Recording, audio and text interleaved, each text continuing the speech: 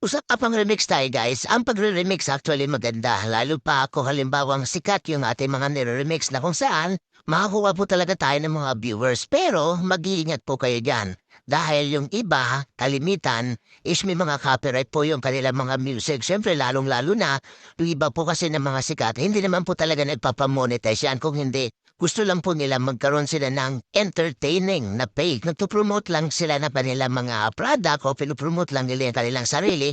Kaya hindi po sila after sa monetize. So mag-iingat po kayo sa paggamit ng kanilang mga content para makapag-remix po tayo. At kadalasan po, kung sakali man po, na yung kanilang music na yon is expired na po yung license. Pati yung video mo, mawawalan na rin ng music yon. So yun po yung mahirap doon dahil paano kung halimbawa nag-trending yung iyong content dito sa Reels o di wala na rin po yun dahil nga po wala na po yung sounds, no? So, ma-stop na po yung panonood ng ating mga viewers doon dahil wala na po kayong music eh.